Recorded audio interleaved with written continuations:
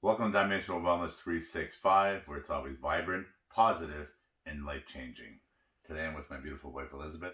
I wanted to do this podcast today with Liz because I wanted to look at our lifestyles together, which are, we have different views. If you look at my wife, she's Adventist and I'm a Humanist, but we have very strong, similar values. And one of the things I wanted to focus on was a wellness component of our lifestyles coming from two different complete realms that are backed by data and science. So the internal health, and people, and I say this to individuals, and when I look at Adventists and I look at a lot of the lifestyle, the internal health, that's your primary.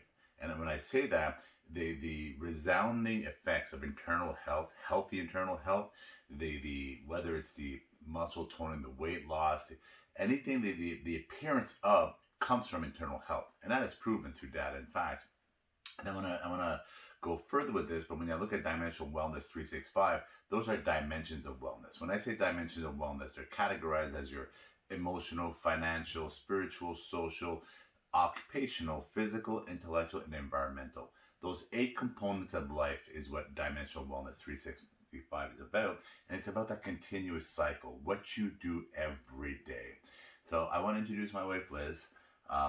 Like she's turning 50 and I just turned 55, and those that have followed my lifestyle know that I've lost well over 100 pounds. And my wife has always maintained her physical fitness. She's been on stage before, she's competed, and so on and so forth. But I want to go into the different lifestyle that we have. And my lifestyle, I've been following it for 19 months now. At 55, I just mentioned a moment ago, I started at 53, 19 months. I have not missed a day. Like every single day, the 24-hour loops, I have never cheated a lot of the fundamental principles of my lifestyle. And one of the, whether it's OMAD or 2 meals a day, the training every day, the functional fitness, so on and so forth, a lot of those attributes are part of also the Adventist lifestyle. And before I get into this, I want to speak on the groups here, and I want to speak into that because that's why I want to tie it. And I asked my wife Elizabeth today to join me on this podcast because I want to tie in the Adventists like I do with the Humanists and anybody in this lifestyle. And the reason why I did that, if you look at as a this lifestyle, my dyslexic mind, when I put all the pieces of puzzles together, I tell individuals what I did is I looked at all the commonalities of those that live the longest on this earth, but not only the longest, the strongest, longest, long, full lives. And those long, full lives, you've heard of them, the blue groups, those 5 categories. Well, there's a 6th group, those I eat the least. The 5 groups, if you look at them, they're actually called the Okinawans from Japan, the Sardinians from Italy, Nokoyas from Costa Rica, Ikaria from Greece, the Seventh-day Adventists out of Loma Linda, California, those that eat the least. Those are the 6 groups that I looked at commonality-wise. And I also looked at those that lost 100 pounds and more, and even decades later never put it back on.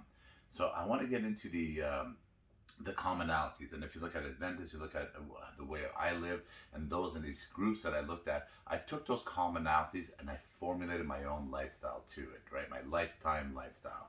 And those commonalities were nutrient-dense food, real food, non-processed, natural sugars. They fasted naturally.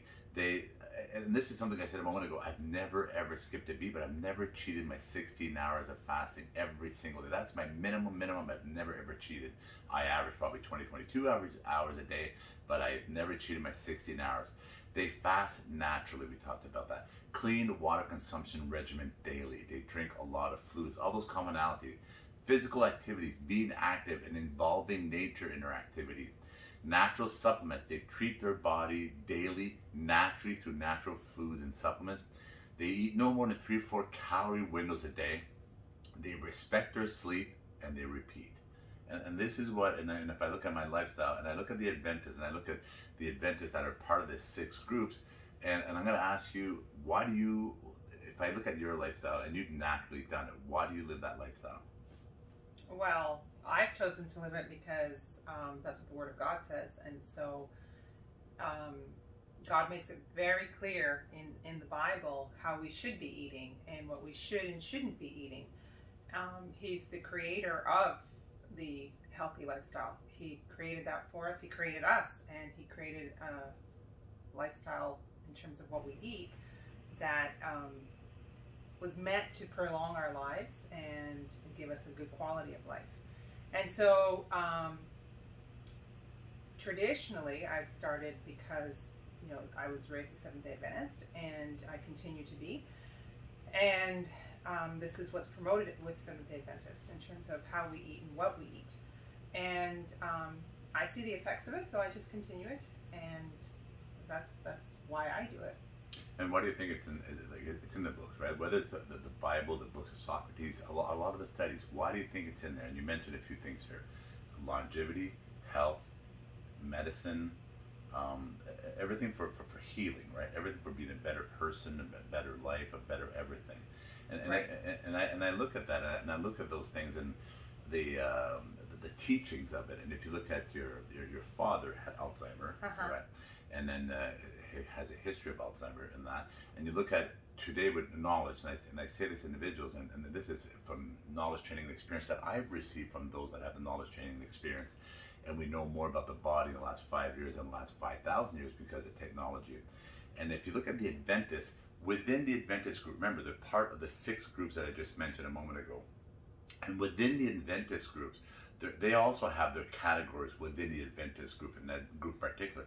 And the one that live the longest and strongest within that Adventist group are those that adhere to it at 100%, all fully plant-based and so on and so forth, right? So if you look at there is inside of each category, if you adhere to these lifestyles, and the way I've been doing it, adhering to a lifestyle, that's why you see the results. And those results come from adhering to this lifestyle, doing it daily, not periodically, not I'm cheating here, I'm cheating there. I don't need to cheat. And I promised myself that I was never going to cheat myself in the sense of living a good life. I wanted to live a good life, and I wanted to live a healthy life. And then when I did this, and I did this lifestyle, and I took the commonalities of all those groups, and I fit it to my lifestyle. And the nutrient dense, and that's the thing about the Adventists. It's even part of your curriculum, isn't it? In your teachings, and I know you teach that to a lot of the children, and how to cook, how to prepare food, Right. what type of food. Yeah. So we it's definitely, we have what we refer to as the health message, and we've had the health message for over 175 years. But and part of our message is to share that with the world. And it seems that the world's kind of caught up with us in terms of now promoting a health message that has always been biblically based. And so yes, in terms of your question, we absolutely teach that as part of living a life Adventist lifestyle, and part of our faith is what we eat, how we eat. Obviously, there's fasting involved. Fasting is not just simply for a nutritional value to it, or because it's good for you, which it is. But we also encourage fasting for spiritual growth and a deeper spiritual relationship with God, and so on and so forth. So there's many reasons for fasting, and there's many reasons for having the healthy lifestyle that we promote, and for eating the way that we eat, right? So many reasons for that. But again, I would go back to, God's created us, and so because He's created us, He knows what's best for us, and He always wants to ensure that we put into our bodies what's best for us, right? And so unfortunately, human beings have meddled with that, and they've got GMOs, and they've got all these products and things out there that you can whip up in 5 minutes out of a box or out of a can. But that's not how we were meant to eat, right? And that's not at all how we were meant to eat. So in answer to your question, yeah, we absolutely promote that. We do have cooking classes when we were able to meet together more as a church in a regular church setting. I've participated in that before, where we'll host cooking classes, and they're vegetarian cooking classes, because that is one of the things that we promote. And we'll teach people how to cook a vegetarian meals and live a vegetarian lifestyle. And as you move forward, that's ultimately not just the goal. The goal is ultimately to become a vegan, and not that you have to be a vegan to be a Seventh-day Adventist, but that's definitely something that we believe will lead to a healthier lifestyle. If that's the route that, that we take. And I'm going to tie into that in the sense that as a humanist, I mentioned a moment ago, I eat my meats and I drink my wines and that kind of stuff. And I follow a lot of the practices and that are as old as time itself, right? And go into the Bible and that. And when I talk about internal health, proven by data and fact and research, proven, you work on your internal health. That fasting you mentioned a moment ago, that cleans you up. That allows your body to renovate, rejuvenate, and rebuild and repair and everything. And I do it every day. People ask me, how many times do you fast a year? Every single day. I haven't skipped a beat in 19 months, right? Every single day. And that fasting, that internal health, that old as time itself. Now look at your skin. Like I said, she's going to be 50 years old. And I went to Uruguay years ago. And I meet a lot of Adventists. And I've become a person that, like the bikers that drive by each other on highways, they spot each other at a quarter mile and they wave at each other, or the flashing of the headlights. If you're driving a Jeep, the Jeep drivers know what I mean because I used to own a Jeep, or the Beetles, the Volkswagen Beetles. You spot each other. I do that with individuals now. I spot those that are healthy. I can see it in their eyes. I can see it in their skin, but it's also part of them, who they are. And I've noticed that in the Adventists. I've noticed that in the eyes. I noticed that in the skin. And I could pick up on health. Her aunts in Uruguay, they were almost 90 years old. You could see it in their eyes. You could see it in their skin. More than 90. Yeah, one of my aunts. And I see it in their eyes. And I see it in their skin, the way they live. Internal health projects through the exterior skin, the exterior eyes. And so when I look at that, and the reason why I do it, and I tell individuals, I primarily do it for internal health, for repairing the inside. It took me 30 years to build this. I'm 53, and they know for a fact that you start degenerating at 7 months, and at 10 months you see a lot of the arteries starting to build up. At 10 years old, starting to build up the heart, etc. But at 7 months you start degenerating. So by the time I started having all my aches and pains and issues and that, it took 30 years to build up for that. Now I'm taking the next 50 years of my life to rebuild and repair and rejuvenate. My daughter asked me when I was about 350 pounds in a birthday card that she wanted me to walk her down the aisle. She was basically telling me I was fat. And that's what she was telling me. They're not shy. and then what I told her is that today I tell them that I'm not only going to walk you guys down the aisle, I'm going to walk your children down the aisle. And I'm sincere about that because when you look at the 6 groups, they will live 100 years strong and vibrant and healthy. Right? And there's a reason for that. Because they follow these principles that I mentioned a moment ago. They follow a lifestyle, nutrient-dense food. I have a dinner waiting for me upstairs right now, and I'm blessed to have a wife that makes me nutrient-dense. And we have a nutrient-dense lifestyle in this household. And people see it in my children, and they'll say that, oh, your girls look healthy. It's because we live a nutrient-dense lifestyle. I have a beautiful wife that loves to cook and prepare nutrient-dense. It's part of her lifestyle, but it's also part of her spirituality and her Adventism and following the Bible and that kind of stuff. And me as an individual, as a humanist, I wanted to regain control of my life. And that's what I did. I regained control, lost over 110 pounds. And people say, oh, you're 55, I can't believe it. But I am, right? And you can too. And you look at dimensions of wellness. That is just one of the components. And I mentioned the 8 of them right there. That is just one of the components for a full, secured, healthy, longevity, strong lifestyle that you must do every day, repeat every day. You follow the Bible every day. Do you follow your spirituality every day? Absolutely, right? And I follow my lifestyle every day. It's what you do every day that is gonna.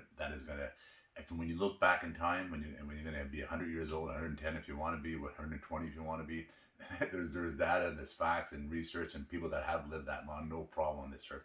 And when you're gonna look back, you're gonna realize, I'm glad I did that every single day. So you talk about the 8, what did you call dimensions, it? Dimensions of wellness. Right. So what's funny about that is that in our health message, we actually have 8 steps to a healthy lifestyle.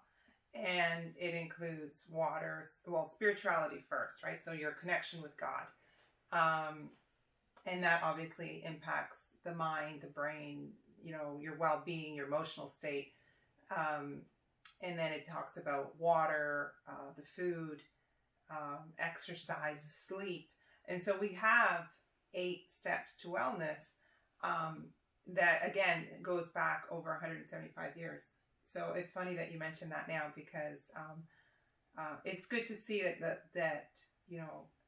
that message is getting out there for more and more people because ultimately,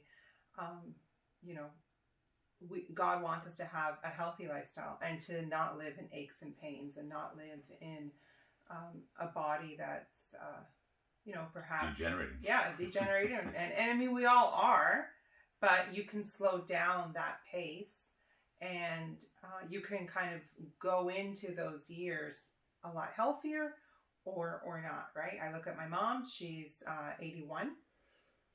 People consistently tell her that she looks like she's probably in her 60s, and she really does. Never stops. And Never stops. Yeah, she's go. She's very healthy. And so, you can attribute that to the way that she has lived her lifestyle.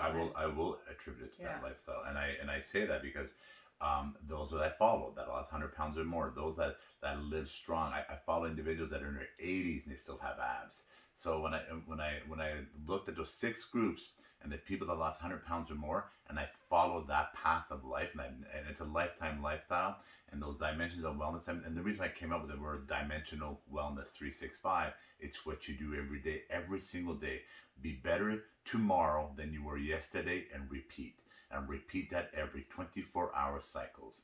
So to close it up, and the reason why I want to do this podcast is because I wanted to tie it together. I wanted to tie the Adventism, which is part of the 6 groups on this earth that live the longest and healthiest and strongest.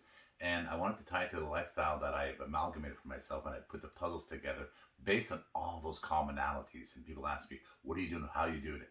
And Dimensional Wellness 365, it's going to be about that. It's going to be about positive. It's going to be about longevity and contributing to life, right? So Jean-Guy here, Elizabeth, thank you very much. I appreciate this. And wishing each and every one of you a most productive and beautiful life. Thank you. Merci. Thank you.